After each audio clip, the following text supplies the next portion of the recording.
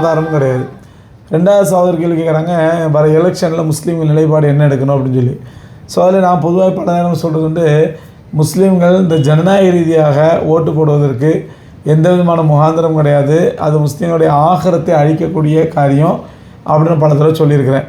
ஏன்னா ஓட்டு என்பதை பொறுத்த வரைக்கும் இது வந்து ஒரு ஷஃபாத், ஒரு ரெக்கமெண்டேஷன். அல்லாஹ் குர்ஆனில் சொல்கிறான், ஒமை யஷ்ஃபா ஷஃபாத்தன் ஹசனத்தன் யக்குல்லோ நசீபு மின்ஹா ஒமை யஷ்ஃபா ஷஃபாத்தன் செய்யத்தன் யக்குல்லோ கிஃபுலு மின்ஹா. அல்லாஹ் சொல்கிறான், யார் ஒரு நல்ல விஷயங்களுக்கு ரெக்கமெண்ட் பண்ணுவாரோ அந்த நல்ல விஷயங்களில் அவர் ஒரு நன்மையில் ஒரு பங்கு இவரும் கிடைக்கும். யார் வந்து ஒரு பாவத்திற்கோ அநியாயங்களுக்கோ ரெக்கமெண்ட் பண்ணுவாரோ அந்த ரெக்கமெண்டேஷனுடைய பாவம் இவரும் கிடைக்கும் அப்படிங்கிற அல்லாஹ். அந்த அடிப்படையில் நம்ம எலெக்ஷனை பொறுத்த வரைக்கும் நம்ம ரெக்கமெண்ட் பண்ணுறதுங்கிறது வந்து, நம்ம தொகுதியில் ஒரு 10 வேட்பாளர் நிற்கிறான்னா அதில் ஒரு வேட்பாளர் நம்ம ரெக்கமெண்ட் பண்ணுறோம். இவர் நல்லவர், இவர் தொகுதி மக்கள் நல்லது செய்வார், இவர் ஜனநாயக கடமையை ஆற்றுவார், அப்படி இப்படின்னு நம்ம ரெக்கமெண்ட் பண்ணுறோம். ஆனால் நம்ம ரெக்கமெண்ட் பண்ணி போகிறவன் அவன் முல்ல மாதிரியாக இருக்கான், முடிச்ச வைக்கா இருக்கிறான், திருடுறான், லஞ்சம் வாங்குறான், ஊழல் பண்ணுறான், வாங்குறான். அப்படிங்கிற பட்சத்தில் அப்போ அவன் செய்கிற பாவத்தில் நமக்கு பங்காயிடுவோம். நம்ம நினைக்கலாம், நம்ம தேர்ந்தெடுத்து அனுப்புகிறோம் சார், அதுக்கப்புறம் அவன் தப்பு செஞ்சால் நம்ம எப்படி குற்றவாளி ஆகும் அப்படின்னு கேட்கலாம். ஆனால் இன்றைக்கி யதார்த்தம் என்னென்னா, இவன் ஒரு எலெக்ஷனில் நிற்கணும் அப்படின்னு சொன்னால், ஒரு சட்டமன்ற எலெக்ஷன் நிற்கணும்னு சொன்னால் குறைஞ்ச 2 கோடி ரூபா 3 கோடி ரூபா செலவு பண்ணி ஆகணும். எதுக்காண்டி செலவு பண்ணுறான்? 3 கோடி ரூபா செலவு பண்ணால் 5 வருஷத்துக்கு 30 கோடி ரூபா எடுத்துடலாம். அதானே நீ பாலிசி சிஸ்டமே அதானே. நீ செலவு பண்ணாமல் எலெக்ஷன் நிற்க முடியாது. யாரும் சோஷியல் ஒர்க் பண்ணுறதுக்காண்டி செலவு பண்ண மாட்டான். நான் 3 கோடி ரூபா செலவு பண்ணேன். அரசியல் கட்சியில் என்ன பண்ணுறாங்க, யார் நல்ல செலவு பண்ணுவாங்க அப்படின்னு வெயிட் வச்சு தான் அவங்க சீட்டே கொடுக்குறாங்க. அவன் எதுக்காண்டி செலவு பண்ணுறான்? சோஷியல் ஒர்க் பண்ணுறதுக்கா? இல்லை, அவன் செலவு பண்ணனாக்கா 3 கோடி ரூபா 5 கோடி ரூபா செலவு பண்ணால் அடுத்த 5 வருஷத்தில் 50 கோடி திருடியில் எடுத்துடலாம். அவன் அதுக்காக தான் பண்ணுறாங்க. அப்போ எல்லாருமே வந்து இந்த மாதிரி சிஸ்டத்தில் ஊழல் பண்ணுறதுக்கும் லஞ்சம் வாங்கத்தான் வர்றாங்க. அப்படிங்கும்பொழுது நம்ம யாரையும் வந்து செட்டில் பண்ணுறதுக்கு தகுதியானவங்க யாருமே இல்லை. அப்படியும் மீறி நம்ம கட்சியை பார்த்து ஒருத்தனை செலக்ட் பண்ணால் அவன் செய்கிற பாவத்துக்குலாம் நம்மளும் குற்றவாளி ஆகும். அல்லாஹ் பாதுகாக்கணும். இது நார்மல் எலெக்ஷன் அடிப்படையில். ஆனால் இந்த 2 பாவம் வருது. 2 பாவத்தில் எது வந்து அஹஃபுல் லரர் அப்படின்னு அரபியில் சொல்லுவாங்க. அஹஃபுல் லரர், அதாவது இது ஒரு பாவம், இதுவும் தீங்கு நிறைந்த பாவம், இதுவும் தீங்கு நிறைந்த பாவம். இந்த 2 பாவத்தில் எது வந்து கம்மியான தீங்கு அப்படின்னு பார்த்து 2 ஒன்றா செலக்ட் பண்ணி ஆகணும். அப்படிங்கிற பட்சத்தில் இங்கே நமக்கு அதே மாதிரி 2 லரர் நிற்குது, 2 தீங்கு நிற்குது. ஒரு தீங்கு ஜனநாயகத்தில் ஓட்டு போடுற தீங்கு, இன்னொரு தீங்கு அப்படி ஓட்டு போடலை, முஸ்லீம்கள் ஓட்டு போடலைன்னா ஈமானை இழக்க வேண்டிய தீங்கு. அப்போ பார்க்குறோம், இந்த மாதிரி ஈமானை எப்படி இழக்கிறோம்? இன்றைக்கி பிஜேபி வந்து தமிழ்நாட்டை கபலீகரம் பண்ணுறதுக்கு முயற்சி பண்ணுறான், சூழ்ச்சி பண்ணுறான். ஒன்று நேரடியாக வந்தால் தமிழ்நாட்டு மக்களை பொறுத்த வரைக்கும் பிஜேபிங்கிறது வந்து ஒரு தீண்டத்தகாத கட்சி, அது வந்து ஒரு புறந்தள்ளப்பட்ட கட்சி அப்படி தான் மக்கள் பார்க்குறாங்க. எத்தனை அண்ணாமலையை கொண்டு இறக்கினாலும் சரி, எத்தனை இப்போ தமிழிசையை கொண்டு இறக்கினாலும் சரி, எத்தனை நயினார் நாகேந்திரன் கொண்டு இறக்கினாலும் சரி, எந்தெந்த சினிமா ஆக்டரில் வந்து லைனில் வந்தாலும் சரி, தமிழக மக்கள் தெளிவாக இருக்கிறாங்க. அதை சொல்கிறோம் இல்லையா, மோடி தமிழ்நாட்டுக்கு பிரச்சாரத்துக்கே வரலன்னு வச்சுங்களேன். மோடி தமிழ்நாட்டு தேர்தலுக்கு பிரச்சாரத்துக்கே வரலண்டா 2% ஓட்டு விடும் பிஜேபிக்குன்னா, பிரச்சாரத்துக்கு வந்தார்னா அது 1/2% மாறி போயிடும். அப்போ மோடி வர வர இங்கே பிஜேபி வந்து ஓட்டே விழாது அப்படிங்கிற சூழ்நிலை தான் தமிழ்நாட்டை பொறுத்த வரைக்கும். அதனால தான் இந்த சங்கிகள் ஒட்டுமொத்த இந்தியாவையும் கபலீகரம் பண்ணிட்டோம். அவங்களால கபலீகரம் பண்ண முடியாது தமிழ்நாடு கேரளாவும் தான். இந்த 2ல் தான் அவங்கள மொத்த குறியே இருக்குது. அப்போ நேரடியாக வந்து நம்ம தமிழ்நாட்டில் எதுவுமே சாதிக்க முடியாது, நம்மளை மக்கள் அடித்து விரட்டிடுறாங்க, வாஷ் அவுட் பண்ணிடுறாங்க. அப்படிங்கிற பட்சத்தில் அவன் அடுத்த சூழ்ச்சி கையாளுறான். என்ன கையாளுறான்? ஒன்று, நம்ம நேரடியாக போக முடியலையா, நம்முடைய அடிமையை இறக்கி விடு. அப்படி இறக்குவதற்காக எல்லா விதத்திலும் தயார் செய்யப்பட்ட ஒரு அடிமை ரஜினிகாந்த்னு ஒரு அடிமை. அந்த அடிமையை வச்சு பெரிய பிளான் பண்ணானுங்க. சோ வச்சு, குருமூர்த்தியை வச்சு, இவங்கெல்லாம் வச்சு ரஜினிகாந்தை பெரிய பிளான் பண்ணாங்க. அந்த ஆள் உஷாரா கொரோனாவை காரணம் காட்டி, தன் உடல்நிலை காரணம் காட்டி அப்படி தப்பிச்சு ஓடி போயிட்டாம. இப்போ அடுத்த ஆயுதம் தான் பிஜேபி கிடைத்த, ஆர்எஸ்எஸ் கிடைச்ச பெரிய ஆயுதம் விஜய்ங்கிற ஆயுதம். இவன் விஜயை பொறுத்த வரைக்கும் பிஜேபியுடைய பி டீமு, சி டீமு அதெல்லாம் இல்லை, பிஜேபியுடைய மெயின் டீமு. நல்ல ஒரு ஈமானுள்ள முஸ்லீம் எந்த காரணத்தும் விஜய்க்கு ஓட்டு போட மாட்டாங்க. பாருங்கள், இன்றைக்கி ஜனநாயகன் படத்துடைய அந்த ரிலீஸ் வந்துருக்குது. அதுலேயும் வந்து முஸ்லீம்கள் மதுரையில் குறிப்பாக, அதாவது திருப்பரங்குன்ற மலையிலையும் அழகர்சாமி கோயில்லையும் அந்த பாலத்து மேலேயும் வெடிகுண்டு வைக்கிற மாதிரி வெடிக்கிற மாதிரிலாம் அன்றைக்கி வந்து சீன் வெளியிட்டிருக்கிறான்.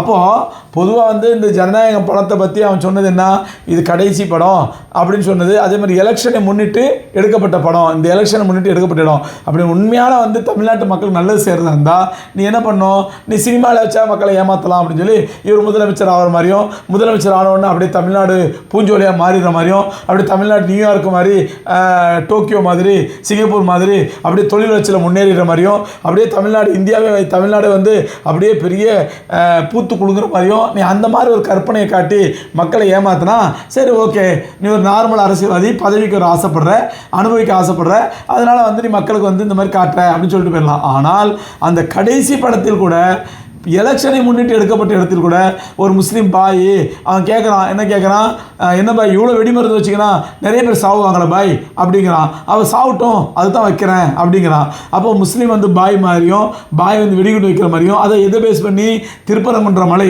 திருப்பரங்குன்றத்தில் பற்றி எரிஞ்சுது. ஆர்எஸ்எஸ் மிகப்பெரிய சூழ்ச்சி, திருப்பரங்குன்ற மலையை வச்சு ஒரு கலவரத்தை உண்டாக்கலாம், அதில் அறுவடை செலம் எதிர்பார்த்தான். அதை இந்த ஸ்டாலின் ஆட்சி என்ன பண்ணிச்சு, அவன் கனவுல மண்ணெளி போட்டு ஒன்றுமில்லாத புஸ்வானமாக்கி விட்டான். அப்போ அதையே படத்தை வச்சாது கலவரத்தை தூண்டலாம் அப்படின்னு அப்படி அந்த சூழ்ச்சிக்கு தேர்ந்தெடுக்கப்பட்ட பொம்மை தான் இந்த விஜய். அதனால் தயவு செஞ்சு முஸ்லீம்கள் இந்த விஜய் சொல்லக்கூடிய இந்த கூத்தாடி பயலை, அவன் ஒழுக்கத்தில் அப்படி இருக்கான், திருச்சாவோட இருக்கான், அதோடு இருக்கிறான், எவன் தான் ஒழுக்கத்தில் சுத்தமாக இருக்கிறான், எந்த அரசியல் ஒழுக்கத்தை சுத்தம் அதை பொருட்படுத்தலை, அல்லது அவன் வந்து வருமான வரி ஒழுங்காக கட்டலை, எந்த அரசியல்வாதி ஒழுங்காக வருமான வரி கட்டணும் அதையும் நான் பொருட்படுத்தலை. நாம் பார்க்கறது அவனை ஒரு அரசியல்வாதியாகவோ, அல்லது அவன் வந்து ஒரு மாற்றத்துக்கு தேவையானவன், அவன் வந்து ஒரு மாற்றம் கொண்டு வருவான், அல்லது ஒரு சான்ஸ் தான் கொடுத்து பார்ப்போமே அப்படிங்கிற லெவல்லாம் இல்லை. முஸ்லீம்களுடைய ஈமானை கருவறுப்பதற்காக விஜய் எப்படி வந்து நீ வேலூர் இப்ராஹிம் ஒரு ஹராமி ஒத்துக்கிறான், இவன் வந்து ஒரு எந்த தொகுதியில் இருந்தாலும் சரி முஸ்லீம்களோட 5 ஓட்டு கூட விழாது. அந்த வேலூர் இப்ராஹிமுக்கும் விஜய்க்கும் எந்த விதமான டிஃப்ரெண்ட்டும் கிடையாது, எந்த விதமான வித்தியாசமும் கிடையாது. அதனால் முஸ்லீம் மக்கள் இதில் தெளிவாக இருக்கணும். எந்த காரணத்தை கொண்டும் இந்த விஜய்ங்கிற இந்த சினிமா கூத்தாடிக்கு ஓட்டு போட்டுறக்கூடாது, ஓட்டு போடணும்னு எண்ணம் வந்துடக்கூடாது. குறிப்பாக இஸ்லாமிய இளைஞர்கள், இஸ்லாமிய இளம்பெண்கள், நீங்கள் சினிமாவில் பார்க்குறீங்க, கவர்ச்சியில் பார்க்குறீங்க, அதெல்லாம் பார்த்து உங்களோட ஈமானை இழந்துடாதீங்க. அதாவது எங்களுக்கெல்லாம் விஜயோட என்னங்க வன்மம், எங்களை மாதிரி ஆளுகள் விஜயோட என்ன சண்டை, விஜயோட எங்களுக்கு என்ன பிரச்சனை, சொத்து தகராறா, ஏதாவது பிரச்சனையா? நான் எங்களை மாதிரி ஆளெல்லாம் அரசியலை ஆய்ந்து பார்க்கக்கூடிய நாங்கள், அரசியலோட பின்புலத்தோடு பின்னணியோடு யோசிக்கிற நாங்கள் தெளிவாக சொல்கிறோம், நான் ஓட்டு போடுறதே ஹராமுங்கிற லெவலில் இன்றைக்கி வரைக்கும் இருக்கிறேன். ஆனால் இந்த எலெக்ஷனில் ஓட்டு போட்டாகணும் முஸ்லீம்கள். ஏன்னா 2 தீங்கில் எந்த தீங்கு பெரிய தீங்கு, எந்த தீங்கு சின்ன தீங்குன்னு பார்த்தா, ஓட்டு போட்டால் நீங்கள் ஒரு முள்ள மாதிரி ஓட்டு போடுவீங்க, ஒரு முடிச்சவைக்கு ஓட்டு போடுவீங்க, அவன் போய் மக்களோட பணத்தை திப்பான், வாஸ்தவம் தான். ஆனால் ஓட்டு போடலைன்னு சொன்னால் நம்முடைய ஈமானை பறிவாக கூட சொல்லுங்கள். யூபி தமிழ்நாட்டுக்கு வந்துடும், மத்திய பிரதேச தமிழ்நாட்டுக்கு வந்துடும். இந்த மாதிரி எந்த நேரத்தில் வேணால் எந்த பள்ளிவாசலும் புல்டோசர் வச்சு இடிப்பான், எந்த நேரத்தில் எந்த மதரசாவும் புல்டோசர் வச்சு இடிப்பான். அதுக்கு அவன் கபலீகரம் செய்வதற்காக, நாட்டை கபலீகரம் செய்வதை போன்று தமிழகத்தை கபலீகரம் செய்வதற்காக பிஜேபி முன்னிறுத்திய ஒரு மிகப்பெரிய சூழ்ச்சிக்காரன் தான் விஜய்ங்கிறவன். ஏன்னா இந்த கரூர் சம்பவத்தை வச்சு சிபிஐயில் போய் அவன் கையில் மாட்டிக்கிட்டான். இன்றைக்கி பிஜேபி கூட இருக்கிறவங்க கூட பாருங்களேன், எல்லாமே சிபிஐ கேஸ் இருக்கிறவன். அதிமுக அமைச்சர் அத்தனை பேர், பழைய அமைச்சர் அத்தனை பேர் சிபிஐ கேஸ் இருக்குது. மோடி மனசு வச்சா மட்டும் தான் தப்பிக்க முடியும். அதே மாதிரி அன்புமணி மேலே சிபிஐ கேஸ் இருக்குது. எவெல்லாம் போய் சேர்ந்தானோ அவெல்லாம் சொத்து சேர்த்து, அமைச்சராக இருந்து சொத்து சேர்த்து சிபிஐ கேஸ் உள்ளவன். அந்த லிஸ்ட்டில் உள்ளவன் தான் விஜயும். இவன் தானாக வெளியே சிபிஐயில் மாட்டிக்கிட்டான். அப்போ மாட்டிக்கிட்ட பொழுது அவன் சிபிஐயில் வச்சு செஞ்சு என்ன அனுப்பிட்டான், எங்களோட கூட்டணி வேண்டாம். அப்போ விஜய் தான் சொல்கிறான், என்ன சொல்கிறான், அட பாவி கூட்டணி வச்சா எனக்கு விழுற 4 ஓட்டும் விழாது, உன்னோட கூட்டணி வச்சா அதிமுக மாதிரி ஆக்கிடுவாங்க, எனக்கு சாதாரணமாக விழுற இந்த இப்போ சினிமாவை பார்த்து, சினிமா கவர்ச்சியை பார்த்து 4 ஓட்டு விழ முடியாது, அது கூட எனக்கு விழாது. அதனால் நான் ஒன்று பண்ணுறேன், நான் எலெக்ஷன் தனியாக நிற்கிறேன், தனியாக 5 சீட்டோ 10 சீட்டோ 15 சீட்டோ என்னால் முடிஞ்ச அளவுக்கு வாங்குகிறேன், என்னால் முடிஞ்ச அளவுக்கு ஓட்டை பிரித்து திமுக பலகீனப்படுத்துகிறேன். ஜெயித்த பிறகு என்னுடைய ஆதரவு தேவைங்கிற பட்சத்தில் நான் உங்கள் கூட்டணி ஆதரவு பண்ணி ஆட்சி அமைக்கணும், உனக்கு ஆட்சி அமைக்கிறது தானே, அதுக்கு நான் சப்போர்ட் பண்ணுறேன் என்பது தான் இவர்கள் பேசப்பட்ட டீலிங். அதனால தான் சிபிஐயில் போய் 2 தடவை சிபிஐ என்கொயரிக்கு போய் எல்லாம் வாக்கு கொடுத்துட்டு தப்பிச்சு வந்துருக்கிறாப்புல.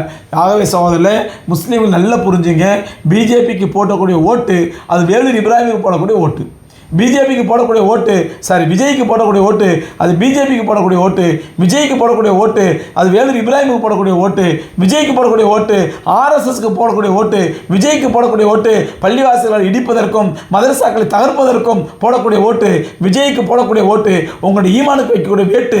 அதனால் சொல்கிறேன், முஸ்லீம் இளைஞர்களே தயவு செஞ்சு கவர்ச்சியில் மயங்கிடாதீங்க. மற்ற இளைஞர்கள், முஸ்லீம் அல்லாத இளைஞர்கள், இளம்பெண்கள் அவன் கவர்ச்சியில் மயங்கி அவன் பின்னாடி போகிறான்னா அது ஒரு நியாயம் இருக்குதுங்க. அவனுக்கு வழிகாட்டுதல் கிடையாது, அவனுக்கு குரான் இல்லை, ஹதீஸ் இல்லை, மார்க்கம் இல்லை, ஒன்றுமே இல்லை, ஈமானும் இல்லை, அவனுக்கு அதை பற்றிலாம் கவலை இல்லை, ஏதோ பைத்தியகாரத்தனமாக யோசிச்சு பின்னாடி போவான். ஆனால் முஸ்லீம்களை நீங்கள் அப்படி இல்லை. உங்களுக்கு அல்லாஹ்வுடைய குரான் இருக்குது, ரசூலோட ஹதீஸ் இருக்குது, நம்ம கொடுத்த ஈமான் இருக்குது. அந்த ஈமானை எந்த நிலையிலும் பறி கொடுக்க மாட்டோம். நம்ம ஏன் முஸ்லீம்கள் பிஜேபி ஓட்டு போட மாட்டோம்? பிஜேபியோட ஒரு முஸ்லீமோட பிஜேபி ஓட்டு போட மாட்டான். காரணம் என்ன? பிஜேபி நமக்கு என்ன பிரச்சனை? பிஜேபியில் நல்லவங்க இல்லையா? பிஜேபி நல்லாட்சி பண்ணுறவங்க இல்லையா? பிஜேபியில் ஊழல் செய்யாதவன் அறிவாளிகள் யாரும் இல்லையா? இருக்கிறாங்க. இருந்து பிஜேபி ஓட்டு போட மாட்டோம். என்ன காரணம்? நம்முடைய ஈமானுக்கு வேட்டு வைக்கிறான், நம்முடைய இஸ்லாத்துக்கு வேட்டு வைக்கிறான், நம்மளை காஃபிரா மாற்றணும்னு பார்க்குறான். அதே தாங்க விஜய், எந்த வித்தியாசமும் இல்லைங்க. அதனால் சகோதரர்களே தயவு செஞ்சு விஜய்க்கு ஓட்டு போடாதீங்க. சரி, அடுத்து சீமானுக்கு ஓட்டு போடலாமா? ஸோ நம்ம தமிழ்நாட்டுடைய சிஸ்டம் இல்லை, இந்தியாவோட சிஸ்டமே என்ன அப்படின்னு சொன்னால், அதாவது கூட்டணி இல்லாமல் எந்த கட்சியும் ஜெயிக்க முடியாது.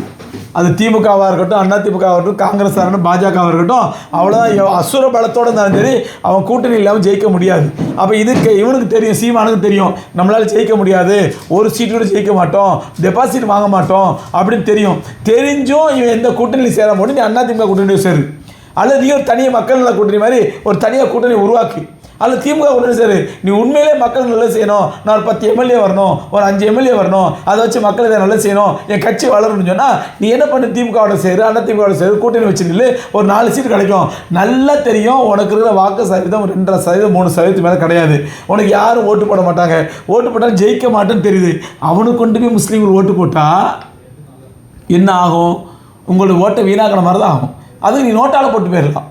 நீங்கள் சீமானுக்கு போடுற ஓட்டை நோட்டால் போட்டு போயிடலாம். அதனால் சீமானும் ஒதுக்கப்பட வேண்டியவர், விஜயும் ஒதுக்கப்பட வேண்டியவர், அதிமுக கூட்டணியும் ஒதுக்கப்பட வேண்டிய கூட்டணி. இப்போ இருக்கிற திமுக மட்டும் நல்ல கட்சியா, ஒரு யோக்கியமான கட்சியா? திமுக மாதிரி அயோக்கிய கட்சி யாரும் கிடையாது. நான் சொல்லுவேன், திமுக மாதிரி திருட்டு போய் யாரும் கிடையாது. திமுக ஊழல் பண்ணுறான், அவனை திமுகவை பற்றி நான் விமர்சனம் பண்ணுறதா மணிக்கெல்லாம் விமர்சனம் பண்ணுவேன். இப்போ நம்ம அது பார்க்குற நேரம் இல்லை. நம்முடைய ஈமானா அரசியலை பார்த்தா ஈமானை பாதுகாக்க வேண்டியது.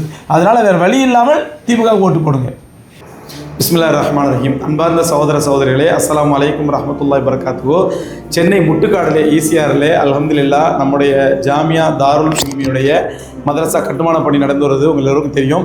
அதில் அல்ஹம்துலில்லாஹ் கீழே 3500 ஸ்கொயர் ஃபீட்டு நம்ம பள்ளிவாசல் ஆக்கியிருக்கிறோம். அதுக்கு மேலே தான் மதரசா இல்மி கேம்பஸில் ஒரு பள்ளிவாசல் உருவாகிட்டு வருது. இந்த பள்ளிவாசலை பற்றி தகவல் உங்களுக்கு சொல்லியிருக்கிறோம். சகோதரர்களே, இந்த பள்ளிவாசலுக்கு ஒரு முசல்லா, அதாவது ஒரு ஆள் தொழுகிற அளவுக்குள்ள ஒரு முசல்லா 7000 ரூபாய் என்று தீர்மானித்திருக்கிறோம். நீங்கள் உங்களால் முடிஞ்ச அளவுக்கு எவ்வளோ முசல்லாக்கள் வாங்க முடியுமோ வாங்கி வக்ஃப் செய்யுங்க. யார் பேரில்? உங்களுடைய இறந்த காலஞ்சென்ற உங்களுடைய பெற்றோர் பேர்லையோ, அல்லது உங்களுடைய கணவன் அல்லது மனைவி பேர்லையோ, அல்லது உங்களுடைய உறவினர் பேர்லையோ, அல்லது நம்முடைய உயிரினும் மேலான கண்மணி நாயகம் ரசூலை கரீம் ஸல்லல்லாஹு அலைஹி வஸல்லம் அவர்கள் பேர்லையோ வாங்கி வக்ஃப் செய்யுங்க. கியாமத்து நாள் வரைக்கும் உங்களுடைய அன்புக்குரியவரை யாருக்கு நீங்கள் வக்ஃப் செய்றீங்களோ அவங்களுக்கு நன்மை கிடச்சிக்கிட்டே இருக்கும். ஏன்னா இந்த பள்ளிவாசல் சும்மா 5 வேளை தொழுதுட்டு பூட்டுற பள்ளிவாசல் இல்லை. இங்கேயே குரானை ஹிஃப்ஸ் செய்யக்கூடிய மாணவர்கள் தங்கியிருந்து அமல் செஞ்சுட்டு இருக்கிறாங்க. 24 மணி குரான் ஓதிட்டு இருக்கிறாங்க. இந்த நன்மை கியாமத்து நாள் வரையும் உங்களுடைய அன்புக்குரியவர் கிடச்சிக்கிட்டே இருக்கிறோம். ஒரு முசல்லாவின் விலை வெறும் 7000 ரூபா தான். ஸோ எவ்வளோ முசல்லாக்க முடியுமோ அவ்வளோ முசல்லாக்கள் வாங்கி வக்ஃப் செய்யுங்க. குறிப்பாக இந்த ரமதான் மாதத்தில் அதிகமான முறையில் தான தர்மம் செய்யுங்க, சதகா செய்யுங்க. வல்ல ரப்புல் ஆலமீன் நம்ம எல்லோருக்கும் அருள் புரிய போதுமானவன். கீழ்கண்ட எண்ணுக்கு தொடர்பு கொள்ளுங்க. இன்ஷா அல்லாஹ் உங்களுடைய சதகாக்களை தர்மங்களை கொடுங்க. அடுத்த தலைமுறையை படித்த தலைமுறையாக உருவாக்கக்கூடிய இந்த கல்வி பணிக்கு உங்களுடைய ஜக்காத்தை கொடுங்க, அல்லது ஒரு முசல்லாவுடைய விலையை கொடுங்க. வல்ல ரப்புல் ஆலமீன் நம்ம எல்லோருக்கும் அருள் செய்வதற்கு போதுமானவன்.